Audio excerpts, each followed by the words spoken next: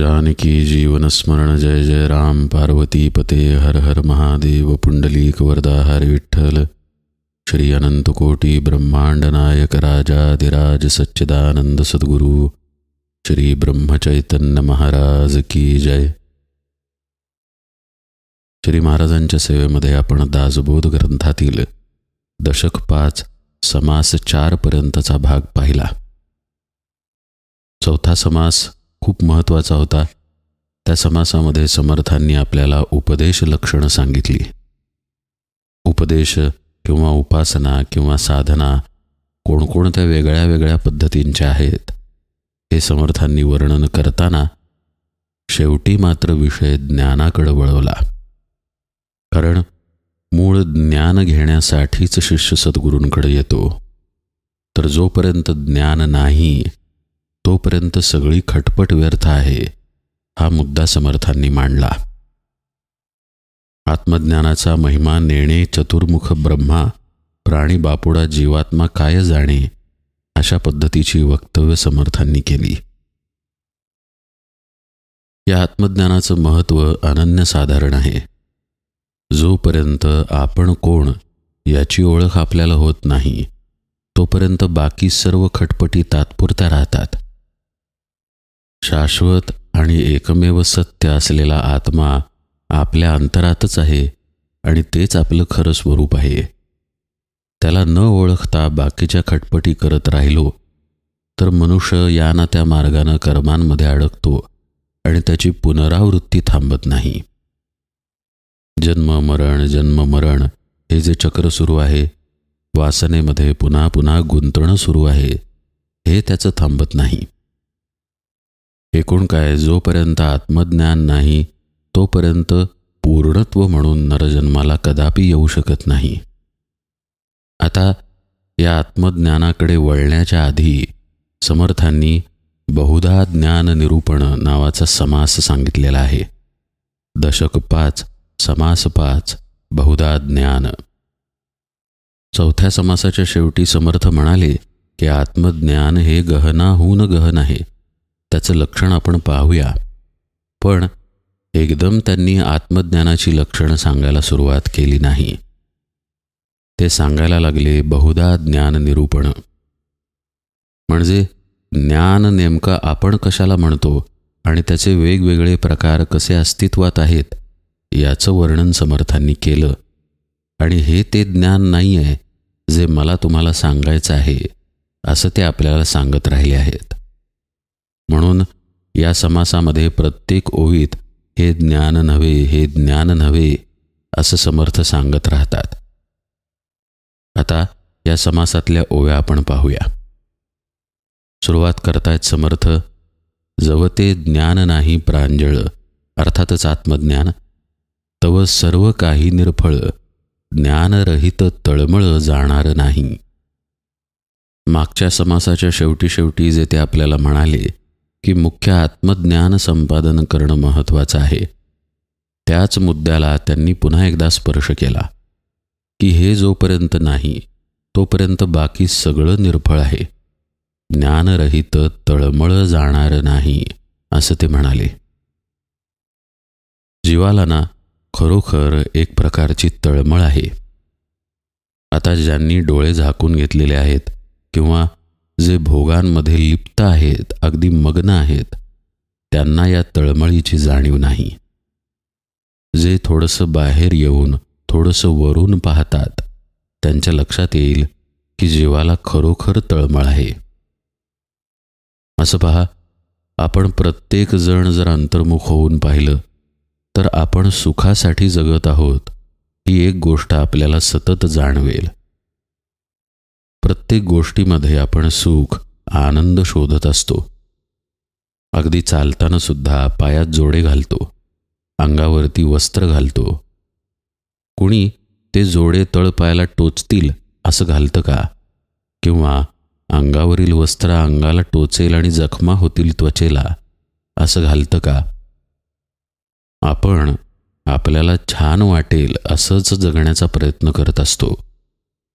मग ती आपली वस्त्रे असतील, जोडे असतील, आपलं अन्न असेल किंवा आपण वापरणाऱ्या वस्तू असतील, प्रत्येकामध्ये आपण सुखाची आशा, सुखाची अपेक्षा ठेवलेली आहे की हे आपल्याला मिळेल म्हणून आपण जगत आहे. आपला हा सुखाचा हेतू मुळातच आपल्या आत्म्यामुळं आपल्यामध्ये आलेला आहे, कारण आपलं मूळ स्वरूप सुखमय आहे. म्हणून कुणाला आनंद नको, सुख नको असं वाटत नाही. आपली अडचण फक्त एवढी झालेली आहे की आपण ते सुख नश्वर गोष्टींमध्ये शोधत आहे. अन्न झालं, पाणी झालं, वस्त्र झाली, पैसे, काहीही झालं तरी नश्वरता त्यामध्ये आहे. ही गोष्ट खोडून काढता येत नाही. प्रत्येक गोष्टीला नाश आहे किंवा ती गोष्ट बदलते किंवा त्या गोष्टीचा अनुभव बदलतो. मित्रांबरोबर बाहेर फिरायला जाण्याची गोष्ट जशी ती 15, 16, 17 वयामध्ये असते तशीच ती 50शीत असते का? त्याचा अनुभव बदललेला असतो. त्याच्यातील सुखाच्या संकल्पना बदललेल्या असतात. असं मनुष्याचं प्रत्येक बाबतीत आहे. त्यामुळं होतं काय, दरवेळी तो सुखाच्या शोधात राहतो आणि दरवेळी त्याचा अनुभव बदलत राहतो. मिळणाऱ्या सुखातून चिरकाल असं समाधान त्याला मिळत नाही. चिरकाल असा शब्द आहे बरं का. तात्पुरतं समाधान आपल्याला मिळतं. भूक लागली असेल, अन्नसेवनातून निश्चित समाधान मिळतं. दमलो असू आपण, उत्तम झोप झाली, खरोखर समाधान मिळतं. पण झोप झाल्यानंतर, पोट भरल्यानंतर ते समाधान भंग पावतं. कालांतरानं पुन्हा आपल्याला भूक लागते, पुन्हा आपण दमतो. असं आपलं प्रत्येक विषयाच्या बाबतीत होतं. अगदी करोडो रुपये खर्च करून जरी एखादी वस्तू घरी आणली तरी ती वस्तू घरी आणल्यानंतर त्यातील अपरूप निघून जातं. हळूहळू का होईना ती वस्तू जुनी होते आणि ती वस्तू खरेदी करताना जो आनंद आपल्याला झालेला होता तो आता तसा असत नाही. पण सुखाची तहान, आनंदाची तहान मात्र तशीच राहते आणि माणूस पुन्हा ते शोधायला बाहेर पडतो. बाहेर म्हणजे देहाच्या बाहेर पडतो, देहामार्फत बाहेर पडतो. आता देहच जिथे नश्वर आहे तिथे देहामार्फत मिळालेलं किंवा मिळवण्याचा प्रयत्न केलेलं सर्व नश्वरतेमध्येच मोडतं. परिणामी कायमचं, शाश्वत, टिकणारं असं, चिरकाल राहणारं असं सुख, असा आनंद, असं समाधान त्याला मिळतच नाही. आणि म्हणून तो कायम तळमळ या अवस्थेमध्येच राहतो. अगदी मरणासन्न झालेल्या व्यक्तीला जरी विचारलं तरी काहीतरी त्याचं अपुरं राहिलेलं असतं. काहीतरी तळमळ असते, काहीतरी दुःख टोचत असतं, काहीतरी अपेक्षा असतात ज्या अजूनही उराशी बाळगलेल्या असतात. एकूण काय, आयुष्य 10-12 वर्षांचं असो किंवा अगदी 90-95 वर्षांचा असो, तळमळ ही जीवाबरोबर सतत आहे. ही तळमळ नरदेहामध्ये राहून घालवता येते. ही आध्यात्मिक वस्तुस्थिती आहे.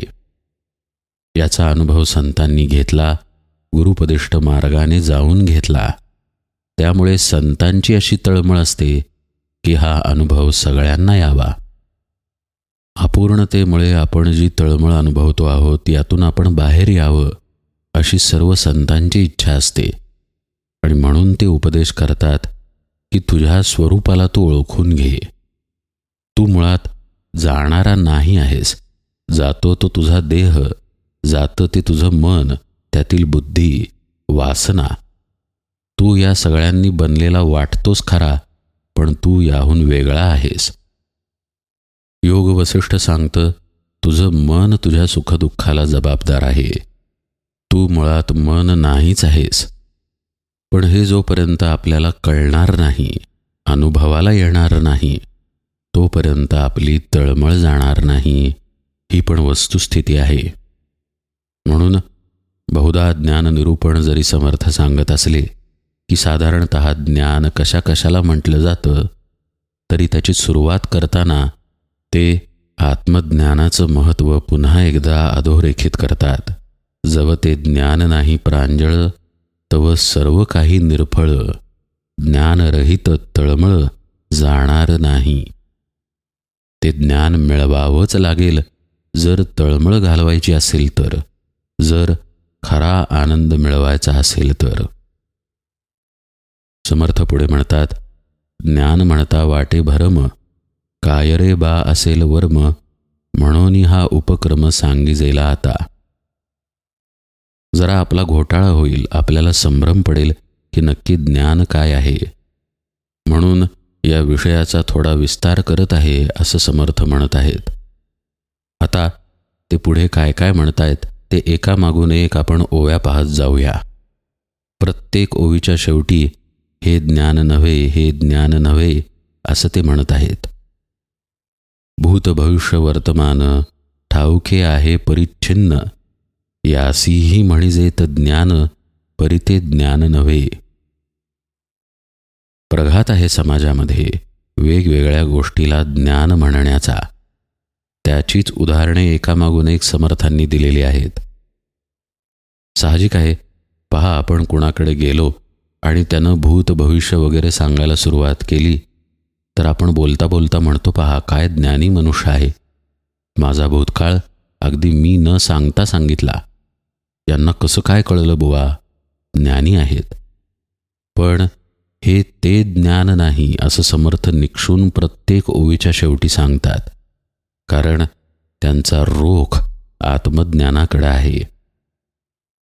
पुढे ते काय म्हणतायत पहा, बहुत केले विद्या पठण, संगीतशास्त्र राग ज्ञान, वैदिक शास्त्र वेदाधेन, हेही ज्ञान नव्हे. आता प्रत्येकाचा विस्तार करण्याची गरज नाही. उघडपणे त्यांनी काय काय प्रकार सांगितलेले आहेत ते आपण शांतपणे पाहूया. शेवटी जे ते म्हणतात ते महत्त्वाचं आहे, हेही ज्ञान नव्हे. नाना व्यवसायाचे ज्ञान, नाना दीक्षेचे ज्ञान, नाना परीक्षेचे ज्ञान, हे ज्ञान नव्हे. नाना वनितांची परीक्षा, नाना मनुष्यांची परीक्षा, नाना नरांची परीक्षा, हे ज्ञान नव्हे. स्त्री पुरुष मनुष्य मात्रांच्या परीक्षेला सुद्धा समर्थांनी ज्ञान या विषयात आणलं. यांना समजून घेणं हे सुद्धा एक प्रकारचं ज्ञान व्यवहारात आहेच की, पण हे काही आत्मज्ञान नव्हे. पुढे समर्थ म्हणतात, नाना अश्वांची परीक्षा, नाना गजांची परीक्षा, नाना स्वापदांची परीक्षा, हे ज्ञान नव्हे. नाना पशूंची परीक्षा, नाना पक्ष्यांची परीक्षा, नाना भूतांची परीक्षा, हे ज्ञान नव्हे. नाना यानांची परीक्षा, नाना वस्त्रांची परीक्षा, नाना शस्त्रांची परीक्षा, हे ज्ञान नव्हे. नाना धातूंची परीक्षा, नाना नाण्यांची परीक्षा, नाना रत्नांची परीक्षा, हे ज्ञान नव्हे. नाना पाषाण परीक्षा, नाना काष्ठांची परीक्षा, नाना वाद्यांची परीक्षा, हे ज्ञान नव्हे. नाना भूमींची परीक्षा, नाना जळांची परीक्षा, नाना सतेज परीक्षा, हे ज्ञान नव्हे. यादी देत असताना समर्थांची वाणी ओघवती व्हायला लागते आणि तसंच ती वाणी ज्ञानासंबंधी बोलताना व्हायला लागते.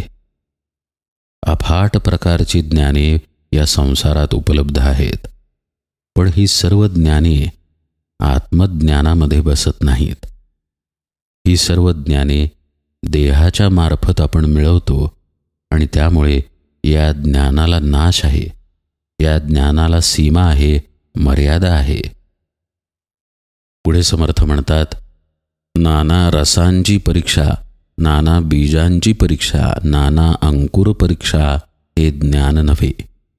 नाना पुष्पांची परीक्षा, नाना फळांची परीक्षा, नाना वल्लींची परीक्षा, हे ज्ञान नव्हे.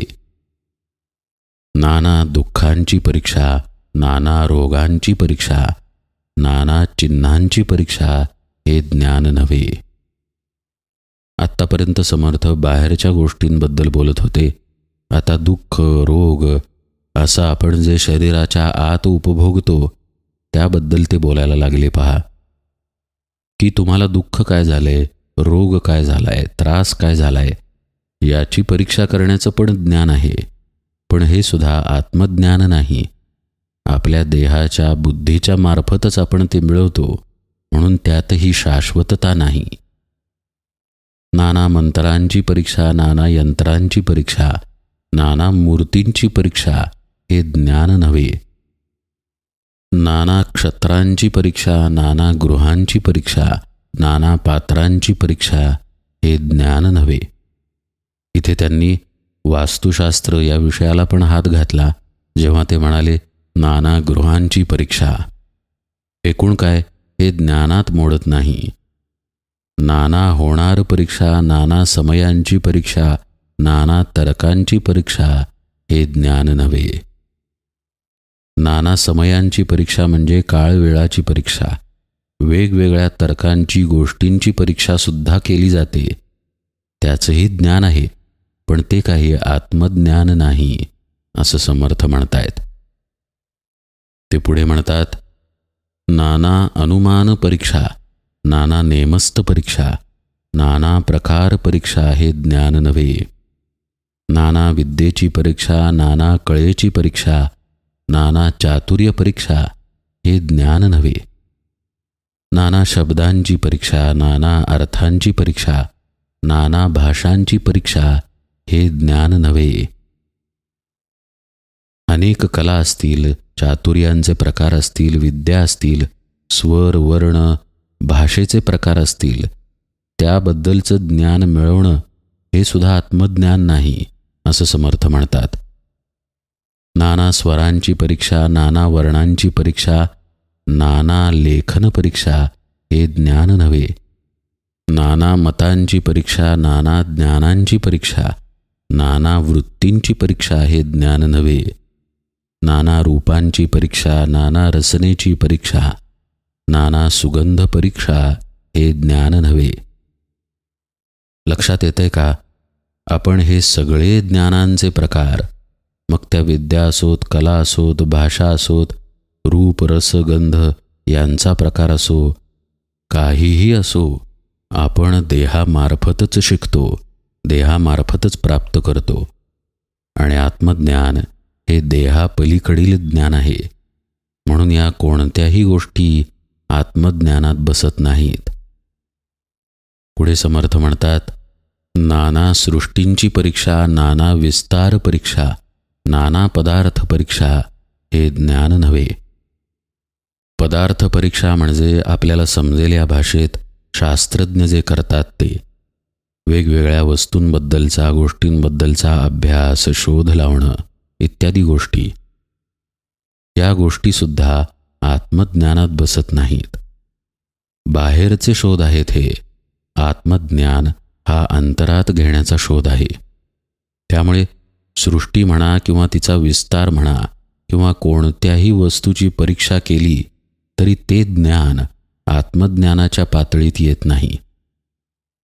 बरं, हे झाले बाहेरच्या परीक्षांचे मार्ग. आता पुढे समर्थ काय म्हणतात पहा. नेमकची बोलणे, तत्काळची प्रतिवचन देणे, शीघ्रची कवित्व करणे हे ज्ञान नव्हे. आता हे मनुष्यांच्या ठिकाणी असणारे गुण आहेत किंवा कला आहेत की ताबडतोब उत्तरे देणे, हजरजबाबीपणा असणे, कवित्व करण्याची कला असणे. पण हे सुद्धा ज्ञान नाही असं समर्थ म्हणतात. नेत्रपालवी नादकळा, करपालवी भेदकळा, स्वरपालवी संकेतकळा हे ज्ञान नव्हे. नेत्रपल्लवी, नादकळा, करपल्लवी हे सगळे एक प्रकारे विद्येचेच प्रकार आहेत. यात सुद्धा आत्मज्ञान कुठे बसत नाही. काव्यकुशळ, संगीतकळा, गीत प्रबंध, नृत्यकळा, सभाचातुर्य, शब्दकळा हे ज्ञान नव्हे. वाग्विलास, मोहनकळा, रम्य रसाळ गायनकळा, हास्य विनोद कामकळा हे ज्ञान नव्हे. नाना लाघवे चित्रकळा, नाना वाद्ये संगीतकळा, नाना प्रकारे विचित्रकळा हे ज्ञान नव्हे. कलेंचे प्रकार प्रत्येक न देता समर्थांनी फक्त शीर्षके दिलेली आहेत. मग ते गायन असेल, संगीत असेल, नृत्य असेल, अगदी कामकळासुद्धा. समर्थ म्हणतात, हे ज्ञानामध्ये बसत नाही. हे सगळं स्थूळ ज्ञान आहे, व्यावहारिक पातळीवरचं, सांसारिक पातळीवरचं ज्ञान आहे, जे पुन्हा आपण देहाच्या माध्यमानंच मिळवतो. अशा कळांचे प्रकार पुष्कळ आहेत आणि तेच नेमकं समर्थ पुढे आपल्याला सांगत आहेत. ते म्हणतात, आदी करुनी 64 कळा, याही वेगळ्या नाना कळा, 14 विद्या सिद्धी सकळा, हे ज्ञान नव्हे. समर्थांनी अगदी 14 विद्या 64 कळांनाच नाही, तर रिद्धी सिद्धींना सुद्धा आणून बसवलं यादीत, की हे सुद्धा ज्ञान नव्हे. सिद्धींचे अनेक प्रकार आहेत. गोष्टी प्रगट करणे, इकडून तिकडे जाणे, पाण्यावरून चालणे, दुसऱ्याच्या मनातलं ओळखणे. दुसऱ्याच्या मनातलं ओळखणे हा प्रकार तर खूप सर्रास वापरला जातो लोकांना फसवण्यासाठी. गोंदवलेकर महाराज एके ठिकाणी म्हणतात की त्यात काही विशेष नाही, ती काही परमार्थातील उच्च पायरी नाही. आपलं मन शांत झालं, एकाग्र झालं, समोरच्याशी एकरूप झालं की त्या मनातलं आपल्या मनात उमटतं. पण यानं माझ्या मनातलं ओळखलं, हा महाराज आहे, असं आपण त्या व्यक्तीला समजायला लागतो. प्रत्यक्षतः त्यात विशेष काहीही नाही, हे संतांनी सांगून ठेवलेलं आहे. एकूण काय, सिद्धींचे, कळांचे, विद्यांचे पुष्कळ प्रकार आहेत, पण ते काही आत्मज्ञान नव्हे. रामकृष्ण परमहंसांकडे एक योगी आला आणि म्हणाला, महाराज, मी पाण्यावरून चालत आलेलो आहे, तुम्हाला चालता येतं का? रामकृष्ण म्हणाले, अरे, 1 पैसा दिला की होडीतून नदीच्या पलीकडे जातं. तू पाण्यावरून आलास, मी पैसा देतो आणि होडीत बसून पलीकडे जातो. तुझ्या सिद्धीची किंमत 1 पैसाच झाली ना. भगवंताचं प्रेम तिथे नाही. प्रेमच नाही तर प्राप्ती कुठून होणार? रामकृष्ण म्हणाले, असल्या भानगडीत न पडता भगवंताचं नाम घेत जा. असा हा सगळा विद्यांचा, कळांचा आणि ज्ञानांच्या प्रकारांचा विषय आहे. ही कोणतीही गोष्ट आत्मज्ञानात बसत नाही आणि साहजिकच त्यामुळे या कोणत्याही गोष्टींमुळं मनुष्याची तळमळ खऱ्या अर्थानं जात नाही. समर्थ काय म्हणतात पहा, असो सकळ कळा प्रवीण, विद्या मात्र परिपूर्ण, तरी ते कौशल्यता परिज्ञान म्हणूची नये. कुशलता म्हणा हवं तर त्याला, पण त्याला ज्ञान म्हणू नये. हे ज्ञान होयसे भासे, परंतु मुख्य ज्ञान ते अनारिसे, जेथे प्रकृतीचे पिसे समूळ वाव. एकदम मुद्द्याचं समर्थ बोलले पहा, की हे ज्ञान आहे असा भास निर्माण होतो, पण मुख्य जे आत्मज्ञान आहे ते वेगळं राहतं. आत्मज्ञानाला प्रकृतीचा स्पर्श नाही, अर्थातच देहबुद्धीचा स्पर्श नाही. त्यामुळं जेव्हा खरं ज्ञान होतं तेव्हा ही प्रकृती भ्रम आहे हे कळून येतं. हा भ्रम, ही प्रकृती तिथे मिथ्या ठरते, खोटी ठरते, असं समर्थ म्हणतायत. जाणावे दुसऱ्याच्या जीवीचे, पहा, दुसऱ्याच्या मनातलं ओळखणं हे ज्ञान वाटे साचे, परंतु हे आत्मज्ञानाचे लक्षण नव्हे. स्पष्ट ओवीच आहे समर्थांची. दुसऱ्याच्या मनातलं ओळखणं हे काही आत्मज्ञानाचं लक्षण नाही. हा एक प्रकारे भ्रमच आहे की त्याच्या मनात काय आहे ते कळतं आणि माझ्या मनातलं ओळखलं गेलं, हाही एक भ्रमच आहे. कारण अध्यात्मदृष्ट्या मनालाच मुळी किंमत नाही आहे. तुमच्या विचारांना काय किंमत असणार? एखाद्या विद्येमुळे, एखाद्या सिद्धीमुळे किंवा मनाच्या शांततेमुळे, एकाग्रतेमुळे समोरच्याच्या मनातलं कळेलही, पण ते काही आत्मज्ञानाचं लक्षण नाही. मला ते समजलेलं आहे, ही तिथे जाणीव आहे आणि त्या जाणीवेबरोबर अहंकारही आहेच आहे. समर्थ पुढे म्हणतात, महानुभाव महाभला, मानसपूजा करिता चुकला, कोणी एके पाचारिला ऐसे नव्हे म्हणोनी. ऐसी जाणे अंतरस्थिती, तयासी परमज्ञाता म्हणती, परंतु जेणे मोक्षप्राप्ती ते हे ज्ञान नव्हे. समर्थ म्हणतायत, कुणीतरी मोठा अधिकार संपन्न साधक मानसपूजा करतोय. डोळे मिटून मानसपूजेत तो आहे आणि मानसपूजेत तो जे काही चुकला ते समजा त्याला एखाद्यानं हाक मारून सांगितलं की तू अमुक अमुक चुकलास बरं का, तर त्याचं हे मनातलं ओळखणं म्हणजे ज्ञान म्हटलं जातं. पण हे काही ज्ञान नव्हे. मोक्षप्राप्ती ज्या ज्ञानामुळे होते ते हे ज्ञान नव्हेच नव्हे असं समर्थ म्हणतात. एक प्रकारे समर्थांनी आपल्याला सावध केलेलं आहे. अशा पद्धतीच्या काहीतरी चमत्कारिक गोष्टी दाखवून लोकांना आकर्षित करण्याचे प्रकार अनंत युगांपासून चालू आहेत. समर्थ सावध करतायत की ज्ञान म्हणजे काय ते आधी समजून घ्या. हे कोणतेही प्रकार मोक्षप्राप्तीसाठी उपयोगी पडत नाहीत. त्यासाठी जे ज्ञान लागतं ते वेगळं आहे. समासाच्या शेवटी समर्थ म्हणतात, बहुत प्रकारींची ज्ञाने सांगो जाता असाधारणे, सायोज्य प्राप्ती होये जेणे ते ज्ञान वेगळे. तरी ते कैसे आहे ज्ञान, समाधानाचे लक्षण, ऐसे हे विशद करून मज निरोपावे. ऐसे शुद्ध ज्ञान पुसिले, ते पुढिले समासी निरोपिले, श्रोता अवधान दिधले पाहिजे पुढे.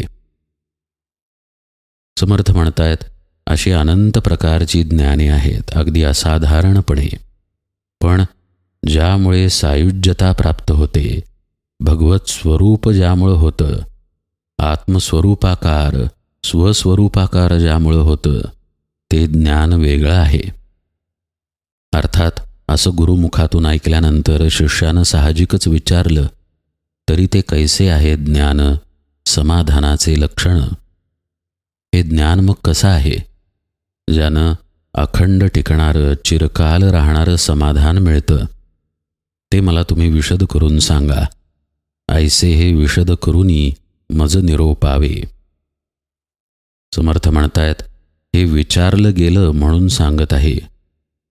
एक गोष्ट लक्षात घ्या, विचारण्यामागे सुद्धा एक प्रकारचा भाव लागतो, एक प्रकारची शरणागती लागते. मला माहीतच आहे, असा जर दृष्टिकोन असेल तर ती व्यक्ती विचारायला तरी का जाईल. ज्ञानाबद्दलचं ऐकलं ना आता शिष्यानं, तर मला ते सांगा असं शिष्य म्हणतोय, म्हणून समर्थ सांगत आहेत.